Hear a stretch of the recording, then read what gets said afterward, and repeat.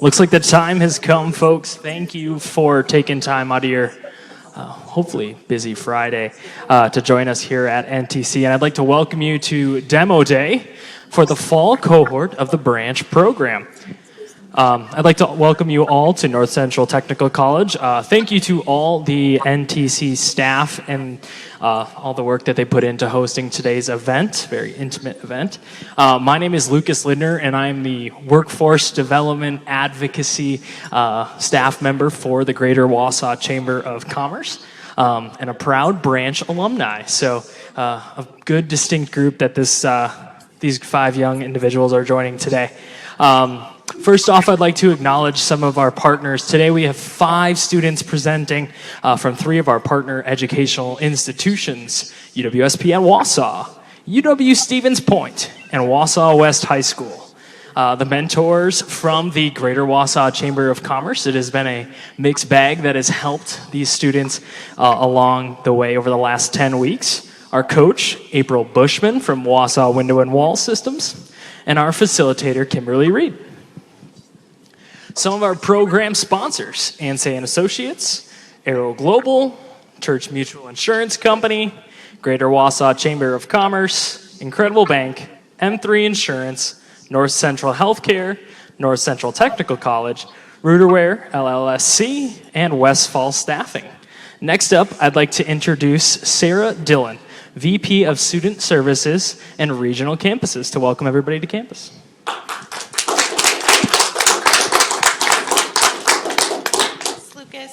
I know all of your programs say it's going to be Dr. Darren Ackley, but instead you get me today. So hopefully I can fill his big shoes. He had to step away for something else. As Lucas said, I'm Sarah Dillon. I'm the Vice President of Student Services and Regional Campuses here at NTC. And I want to say on behalf of our President, Dr. Jeannie Warden, as well, that I welcome all of you to our campus. We are so excited to be hosting this demo day. It's a really important event. It's an exciting opportunity for us to celebrate all of the hard work of our students, and most importantly, to learn about the innovative ideas that they're going to bring forward and share with us. The branch is a perfect example of this really unique collaboration that exists in North Central Wisconsin between our technical college system, our UWs, our private colleges, our K-12s, and our employers. And I say that that's unique because it really is. There's such a great spirit of collaboration, and we can see that then in the way that these students will bring forward some ideas and the mentoring and the coaching that occurs as part of this project. These are really talented individuals, and that spirit of innovation is really what's important to keeping Central Wisconsin vibrant and thriving, as we all know it is. But this is the future of our area, and we need our young people to be coming up with some innovative and spirited ideas to help move us forward. The program provides an opportunity for students to make an impact by solving real-world business challenges, and the program has a proven record of success. Many years ago when the branch started, NTC had a project that came forward, and I helped participate in the first branch academy project that was all high school students. I know this is a little bit different today, but the work that those students did for us, for me, and for my team has sustained itself. We are still using the strategies and the ideas and the innovations that those students brought forward to us, the feedback that they provided us. We continue to use that day to day. And I know that many of the other employers who've worked with the branch have felt the same way and have seen that same sustainable impact. I'm honored to continue to support this program. We as a college are honored to continue to support it. I know we don't have any NTC students that were participating this time around, but it is still a valuable program for us, and we will continue to provide that never-ending support. It is my pleasure now to introduce our next speaker, Mr. Dave Ekman, who is the President and CEO of the Wausau Greater Wausau Chamber of Commerce.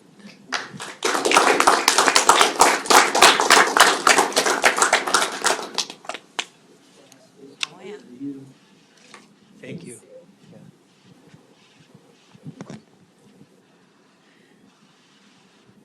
All right, so thank you for being here. Looking forward to this. You guys haven't talked to you in a bit. And, the chamber, let's give you a little bit of context here. When we received our economic development plan in the spring of 2019, one of the first challenges to come out of that plan was to save the historic powerhouse. WPS, just give you a little, go back a little bit. The powerhouse was built in 1904, and it was renovated and upgraded over a few decades. But as it sits today, 1904 on historic Clark Island, it was a power generating station up until about 1926, when the big hydro facility took over, and then the powerhouse was retired. In the early 1980s, the WPS powerhouse was secured through a long-term lease with WPS by Wausau Paper Corporation, and they moved their offices from Brokaw down to the powerhouse. In 2007, Wausau Papers built corporate offices in Cronenwetter down on Maple Ridge Road, and the powerhouse has since then sat empty. And with that, WPS was going down, Wisconsin Public Service was going down a pathway of, in making a business decision to evaluate the management of the building and the monies going into manage the building and the resources, and asking themselves, maybe we shouldn't manage this anymore and let's just tear it down and leave a wall remaining, acknowledging the historic building. So they went down that pathway, and they were close to tearing it down. We stepped in as a Chamber of Commerce to rescue the building. You see the building, and when you go into the building, it is exceptional. It's through WPS and Wausau Papers that the building's condition as it is today. Communities throughout the country have allowed historic buildings like this to be removed, never to be seen again. Big mistake. It's part of our historic past, and it's part of our future. So to get the powerhouse, we had to buy the train depot. And then 5 days later, we signed the lease agreement with WPS to secure the powerhouse for the next 20 years. And since that time, we've been working through iterations of what that powerhouse might look like inside to repurpose it. And we've had some thoughts on how that goes. And what we challenged from this organization, from the Chamber, from the Greater Wausau Prosperity Partnership, from these students, an interesting story to start, because some of the students came into the building, and I made the mistake of saying, this is what we think should go here. And Kimberly gives me a call and said, so, or just a little confused. And so I said, yep. I said, my bad. Told Kimberly and the students, just wipe the slate clean. Wipe it clean. And you go to work, and you do the diligence and the work in the interviews and the research as to what you think should go in this building. Where we have, and why we wanted to go down this route too, was because as adults and people in business, we think we got all the answers. I know they got some, and they're going to have ideas. Oftentimes when we're going and through and we're professionally executing things, we got to remember to bring in different eyes and different generations. This building is less about me and older generations. It's about this generation and how this building is going to shape the future and be part of the downtown revitalization with Wausau. So that's the context for which the challenge. So we asked them, what should go? What should go in the powerhouse? And they went to work on it. So with that, I'm going to introduce the team. And when I introduce you, if you would please come on up and assemble and get ready to make a presentation. So first, Drake Hommerding, he's UWSP at Wausau. Chloe Lane, UW Stevens Point. R.J. Lehrer, UWSP at Wausau. Mia Otten, Wausau West High School. And Jos Zamora, UWSP at Wausau. So with that, have fun, and I'm looking forward to watching your presentation, and then from there, there'll be, I'm sure, Q&A. Right. Okay. Here you go. Thank you, Dave. Can we get that lightened up? Joes, can you shake the mouse if there is? It's probably just what it is. But there's Clicker? Oh, thank you. Perfect. Alrighty. So, like I said, we are the branch team. We have spent the last 10 weeks working on what we should do with the Clark Island Powerhouse, and this is the data we've compiled. We already kind of had our intros, but my name's R.J. Lehrer. I go to UWSP at Wausau, and I've been going for business administration. My name is Drake Hummerding.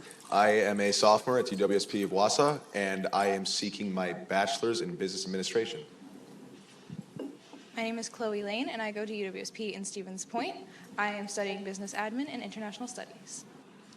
My name is Mia Otten, and I'm a senior at Wausau West. Hi, my name is Joe Zamora, and I'm a freshman at UWSP at Wausau, and I'm going for finance and business. So, like, we've been working on the Clark Island Powerhouse. As you can see, we have 4 levels here. This is right when you walk in. We have, it used to be, I'm assuming, office space for Wausau Paper. But it's been sitting empty now. Going up the stairs, we have this massive upstairs room with a balcony sitting over here. Beautiful space. Going down a level, we have this partitioned off. There's a garage door over here. Some plumbing over here. The downstairs isn't in the best of condition, but definitely can see the use in down there. And then here is where the old power generators used to sit. If you're actually down there, you can see where the pipes used to go through and whatnot. And then obviously a picture of the outside. The building is large. It's 12,000 square feet, which, you know, depending on what kind of business you have, it can be large. Someone like a manufacturing business might look at it kind of small, but it depends on what you decide to put in there. But upon touring it, you can definitely see the potential in it. It was very useful to tour the building before deciding what to do with it. So in the beginning, when we were presented with this project, we were also presented with a timeline, a predicted timeline of what we were going to be doing over these next few months. So in the beginning, we had our project introduction, which was introduced by us to the chamber. We also had our customer discovery, so figuring out who our target market was and who this building would benefit the most. We had our product ideation, so we had many very unique ideas over these past few weeks, and just kind of bouncing off of each other and building the best building that we could. We also had our product development and our pitch design, and now we're here today on demo day. And so that brings us to our mission directive of what the branch has in mind for us in the Powerhouse this year. And that is, how should the Powerhouse building be repurposed to address the workforce and technology needs of this region's most innovative businesses? Now, in regard of our customer discovery, we reached out to 78 different businesses, companies, and organizations. However, only 17.9 of them reached out back, 12 of them being business interviews, 2 comparison tours, and the most important ones were Northcentral Technical College and Church Mutual Insurance. Based on the interviews that we did, we collected some data saying that 46% of the people that we interviewed would be interested in and use a IT or a technology expansion. And then there was also 61 in workforce, 30 in supply chain issues, and 38 in training and general, like, education for their employees. When first getting the project, there were some ideas that were either in previous plans talked about with us, or ideas that were first to come to mind. Some of these ideas included an innovation center, co-working space, office rental space, and employee training space. The numbers you see on the screen are percentages of the businesses that we interviewed that would use or would pay to use this space. Our data was limited due to the amount of response that we got, but from the numbers that we have, we were a little disappointed with how many would use these ideas. So we obviously had to get a little creative. Once again, based on the data, we decided to go forward with two of the highest percentage ones, being an IT solution center and a conference meeting space / rentable venue. And so based on that, based on our data, we believe a program and center wrapped around IT education would greatly suit the Clark Island Powerhouse. We envision both training with software involving business-specific hardware, as well as raw software systems such as enterprise resource planning software.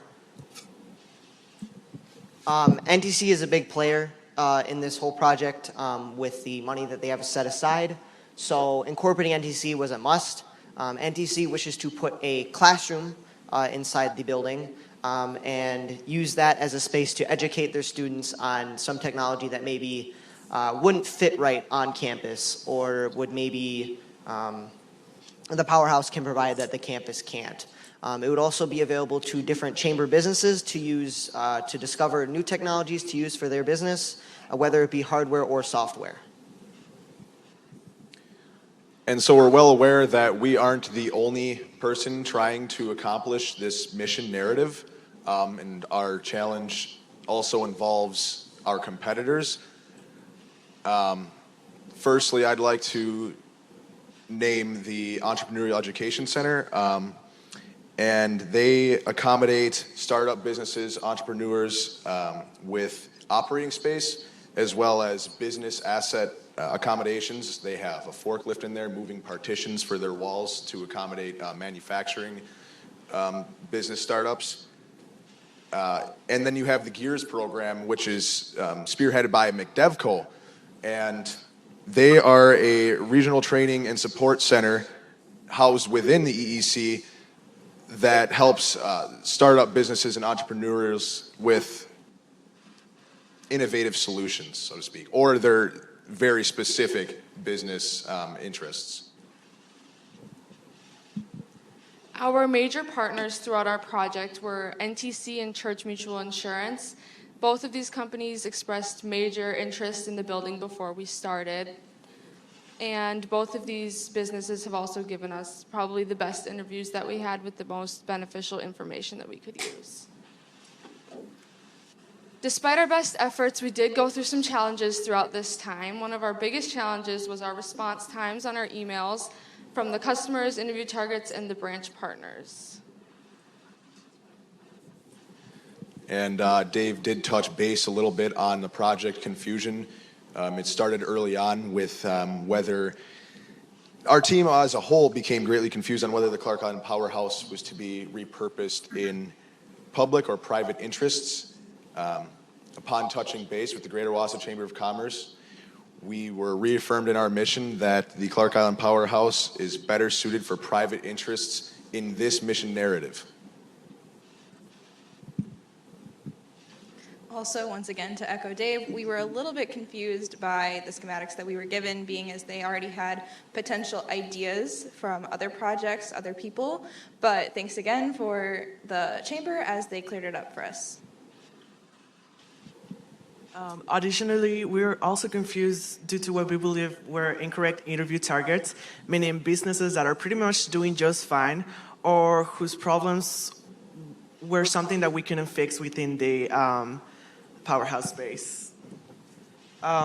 Lastly, if we were given with a little bit more time to do research, we would have reached out to smaller, locally started businesses, also startup intermediate manufacturing companies, or the general public, meaning the next generation.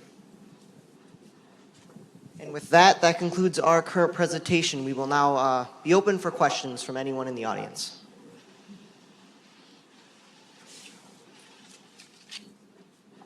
Did you guys try different means of communication to sounds like you just went with emails. Is there a different thing?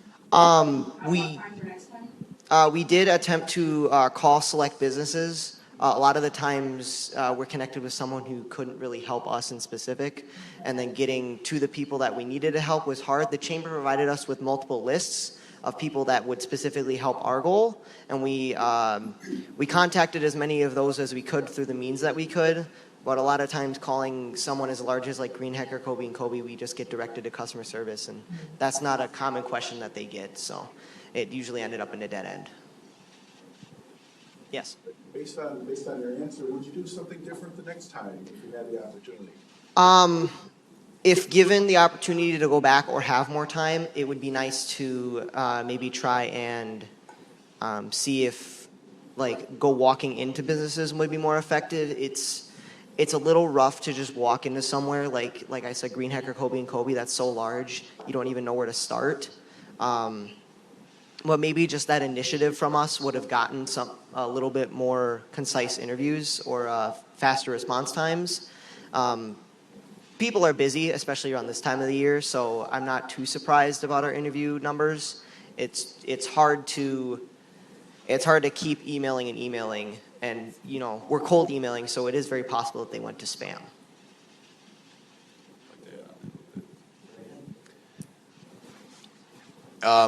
You asked if we could, or we had this challenge again, if we could do it differently. We would definitely reach out to a different business demographic than what we did this time. What we found is that a lot of these businesses just don't see a purpose on that scale, so to speak. Not that there isn't a purpose for the building, but they're searching for expansions of 100,000, 200,000 square feet, large manufacturing facilities.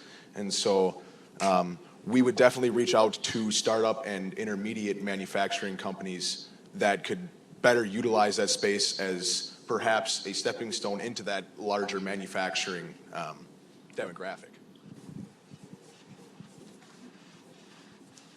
You mentioned using part of the space as a rental space. Would you limit that to meeting and conference, or do you see that having potential outside of that?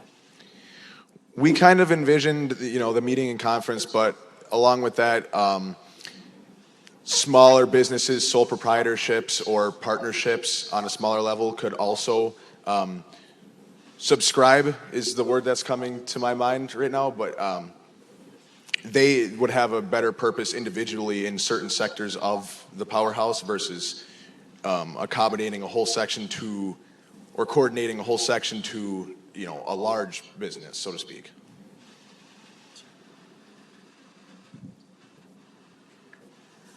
You mentioned that you were given a blank slate at the beginning, but also that you did get a bit of a preview of what the chamber had been thinking.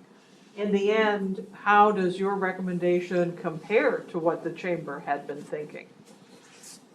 Well, to be honest with you, it's not that it wouldn't work in a private interest, but we all believe that a public interest would very well suit the space. And so we would, if given another chance, definitely reach out to not so much as specific private industry, but also the community around and what they could get out of it.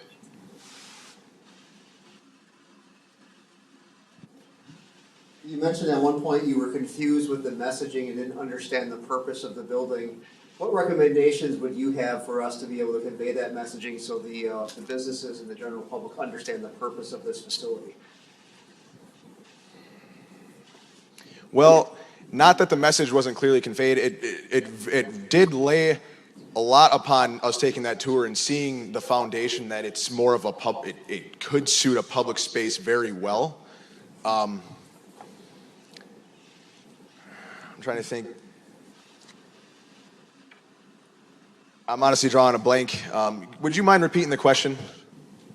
I was just thinking about general messaging and helping us get that message out about the use of this facility and making sure it's 100% clear what this purpose is. And I know that it took a little bit for you to understand private versus public and everything like that. Just looking for any recommendations or thoughts that you would have as a team. What kind of messaging should we be getting out to business and general public about the use of this facility? the location of the building and what the plans for downtown is leads everyone to kind of designate the area for less of a like private business use and more of a public use. So if I were to clearly convey that the powerhouse was going to be used for a private business use, I would put it as something that's behind the chamber, because the new chamber building, the train depot, is right in front of it. So framing it as part of that train depot might make it more clear that it's not a public building and more of a extension of the chamber's services, keeping that like you just built that new sign, right, Dave? That Chamber of Commerce sign. Keeping that sign up and maybe including something in the sign that would reference the powerhouse in the back would keep it signified that it's part of the chamber, its services, and that it's for business use. Because where it sits in a very scenic location, I've seen some of the plans for downtown, the way they want to change that to have more housing and have more public space conflicts with the interest with that. So keeping it as clear as possible that's a Chamber of Commerce service would make that a lot more clear. When you guys were ideating about the project, what did you come up with that was, what was your most sort of off the wall, far out idea or ideas? I'm curious to hear a couple of them. Go ahead, Jokes.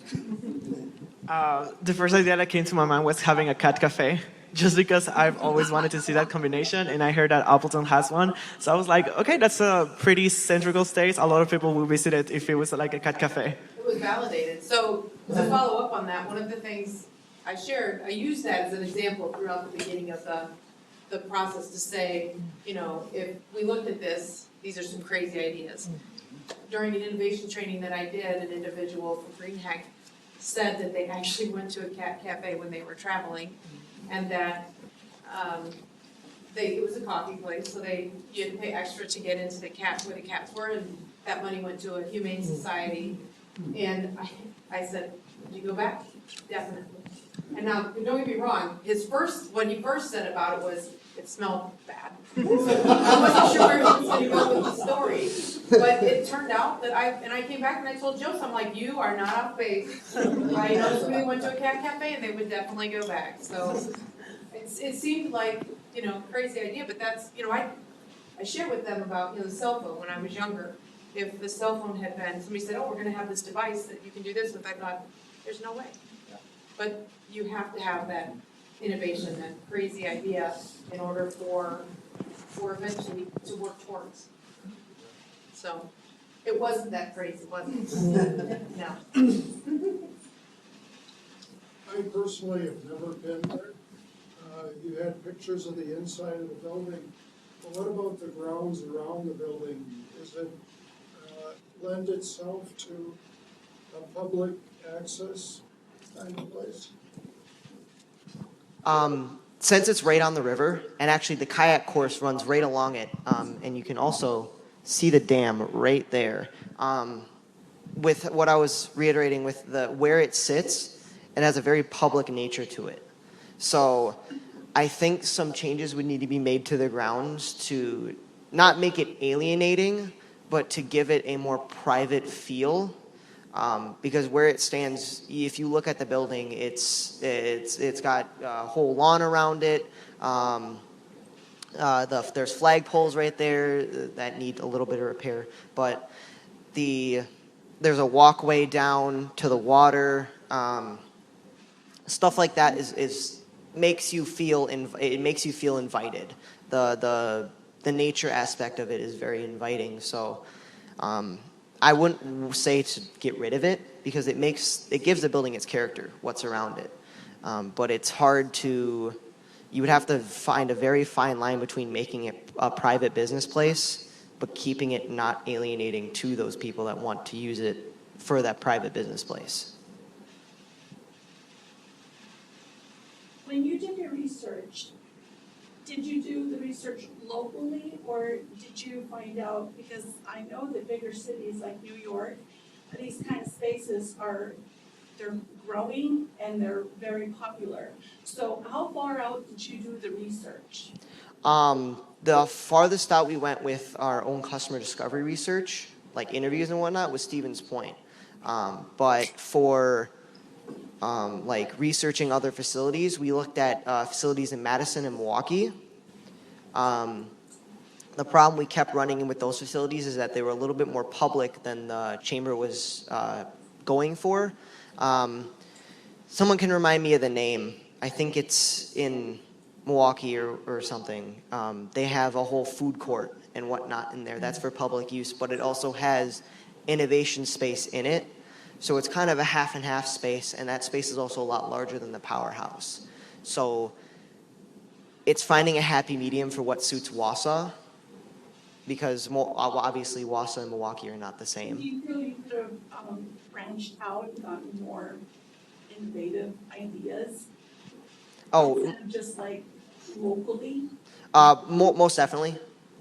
It's the kind of thing where, like with our last point there, if we had more time, branching out our interview targets would have been a necessity.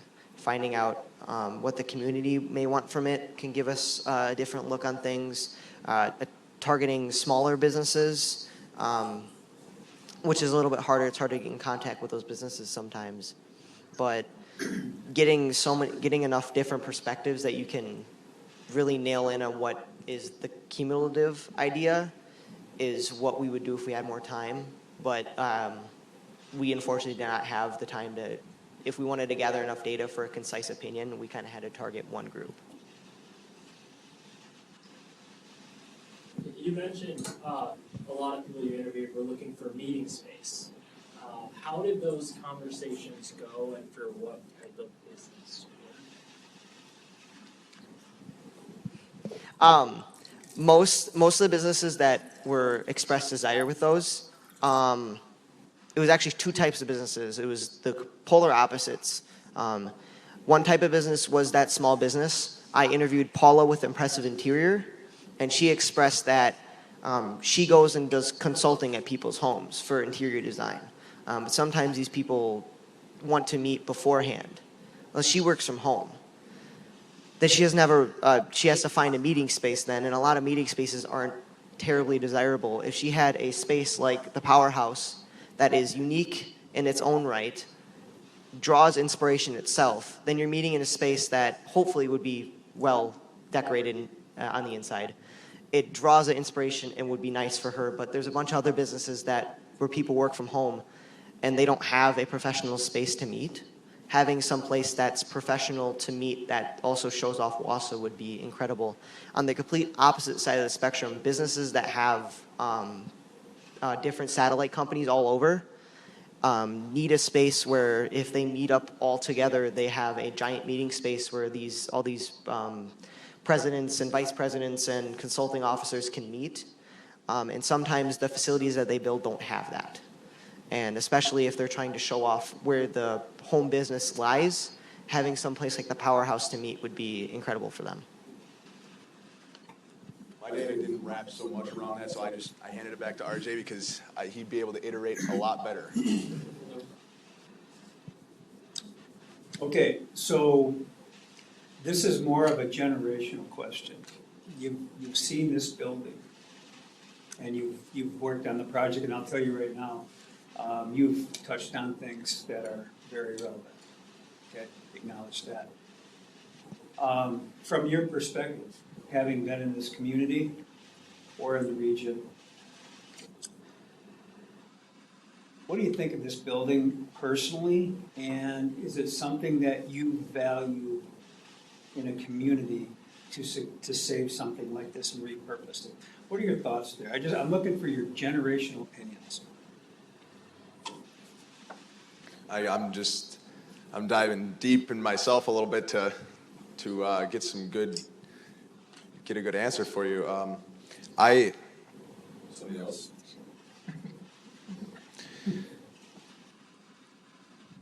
I think honestly, we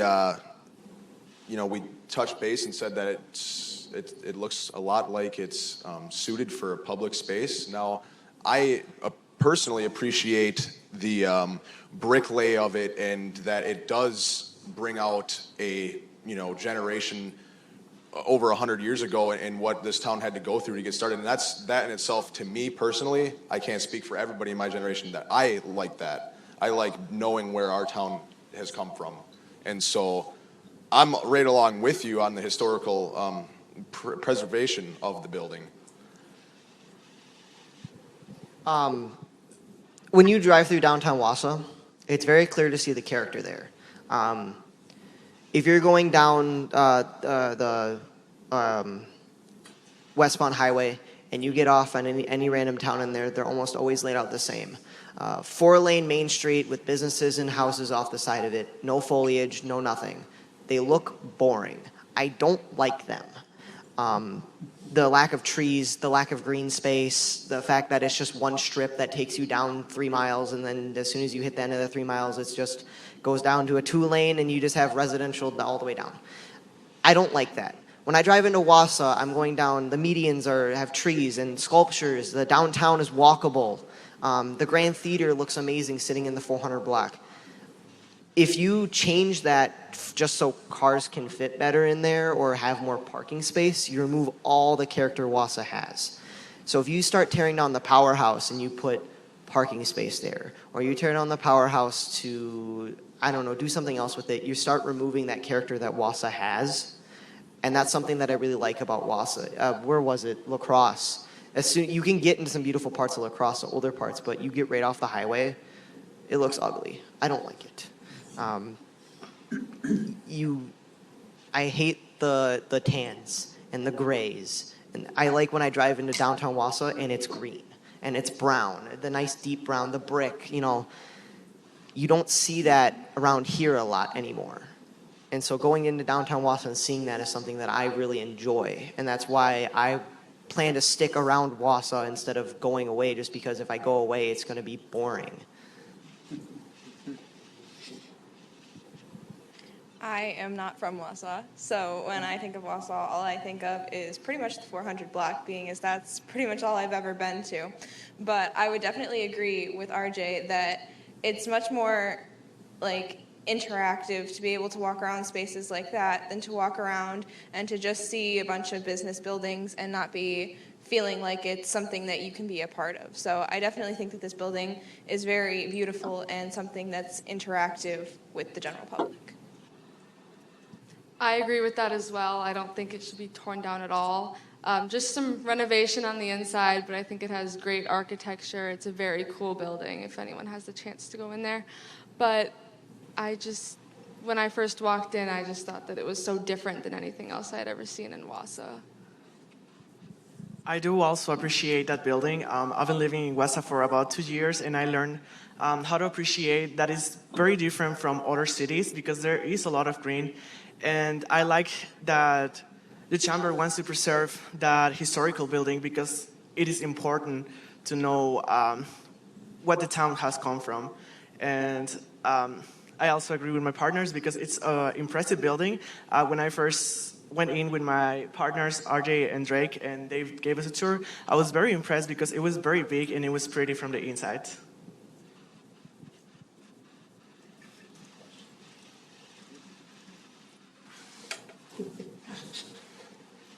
Great job on the research, and one of the things that you identified during your research process was competitors. And you identified specifically the Entrepreneurial Center and McDevco. Did you identify any potential collaborations and how we would get these organizations to collaborate with us in this facility in your research, or it did not go that far? I'll be really honest, the collaboration side of that, it just wasn't there as much. I was there to see what businesses they were already assisting. And so to kind of get an idea of where we should start with who we should reach out to. I do know that if we were to stick with the mission narrative and there were to be private companies in there, especially manufacturing companies, that a collaboration would be great because the EEC and McDevco, they have that manufacturing space with a forklift, back there and moving partitions that greatly suits, any sort of startup or intermediate manufacturing company. I can't say large, so to speak, like, Colby or Green Hack, that type of large, but And that would definitely, getting in touch with them and having that collaboration with them would definitely assist the chamber and the branch and our narrative with the powerhouse on how can we set it up to be cooperative with them.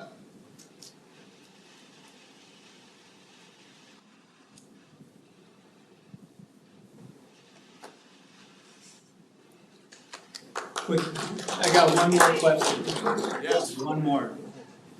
So when Brad was talking about the EEC and then the powerhouse in the comparative of geography, with what you were thinking about where the EEC is located versus the powerhouse, did you talk about that location? RJ, you touched on it a little bit. Yeah, and so, the way that the powerhouse is set up is it proves difficult to accommodate manufacturing with, and we were envisioning that picture in the bottom right corner, that's part of the floor plan, and that's phase 3. That's a very large room, and you could easily work trucks or manufacturing equipment, forklifts, whatever it may be in there. The problem is that offshoot road or drive that goes down to those doors is it snakes a little bit, and it'd be hard for a truck to really work itself in there. And that's where the EEC is, they have a leg up. They are right off the highway on 72nd Avenue, right in that industrial park. They can easily get, manufacturing in and out without any difficulty, really. Thank you. Thank you. Great work. Awesome. So moving right along with the program, I would like to introduce our next speaker and who will be providing the certificates for today, and that is Dr. Elizabeth Martin from the University of Wisconsin-Stevens Point.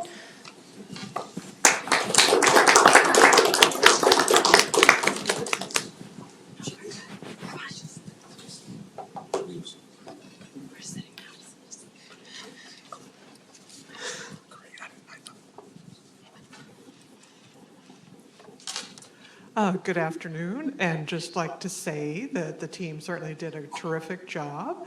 I've been to many of these presentations. We've been a strong supporter of the branch for many years, and it's always interesting. Just walked in today wondering what you guys were going to come up with. So great conversation, and you also did very well with the Q&A, and I know that's a little difficult. You got to think on your feet, so good job with that as well. So I'm here from UWSP's School of Business and Economics, and we have been a proud supporter of the branch program for many years because it fits very well with our mission for preparing our students to be career-ready graduates. We know that that means that our students need to have a variety of experiences before they graduate, and we try to provide internships as well as opportunities within the classroom and opportunities outside the classroom. And the branch fits in that last category of a very important learning experience that they can have outside of the classroom, and which also connects them to our local employers. And so when I'm describing this program, I often say it's as close to real life, a real life business problem, and then a real life business presentation as you can get while you're still a student. So that's a very valuable experience, and you'll draw on that in the future. You don't know how or when just yet, but I promise it will be very valuable. And that type of experience and education is also very important for our alumni and our supporters of our School of Business and Economics. And so I'm here today to present scholarships to our students that are funded through our very generous donors, including one particular alumnus, which is Mr. Mark Smiley, a graduate of our own School of Business and Economics.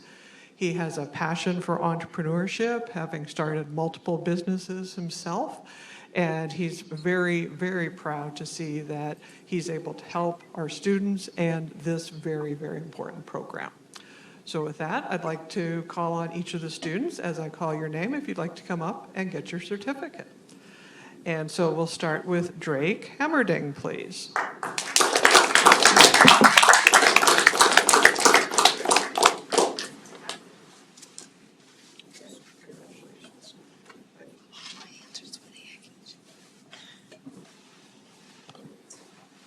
And Robert, or I guess it's RJ Lair.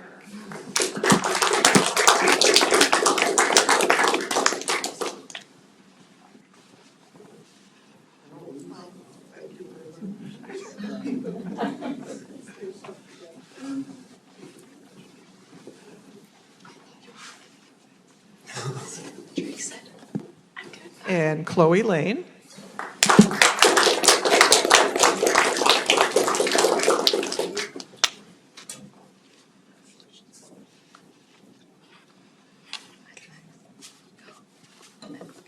And Joe Zamora.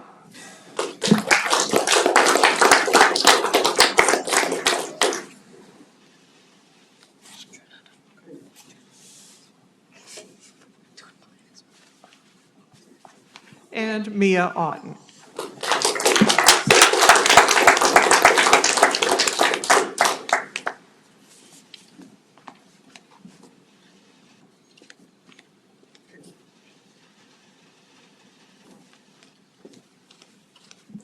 Thank you, and Lucas.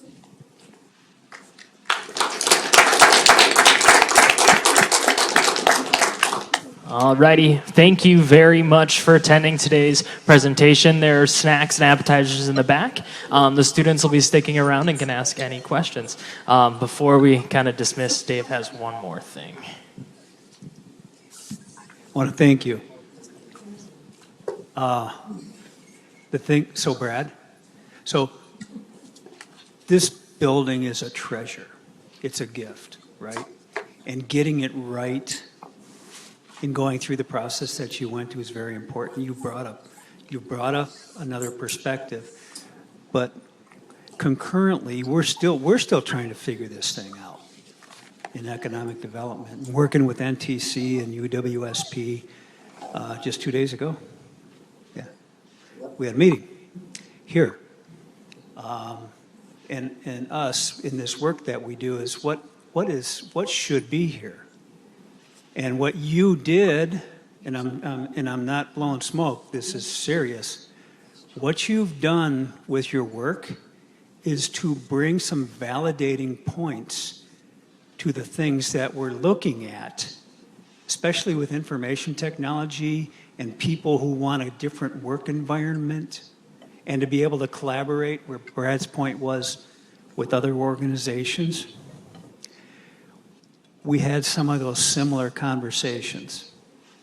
So what you've done validates, it's very important work, and I want to acknowledge that the things you have brought forward, your generation, looking forward as to that space that serves, but is also public-oriented. We had that conversation. So I just want to thank you. What you have done is going to be used as we move forward in the Powerhouse. So thank you very much.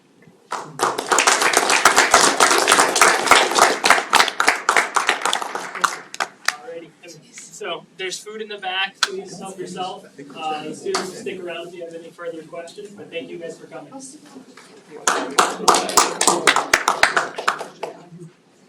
Kim Weber from. Yeah.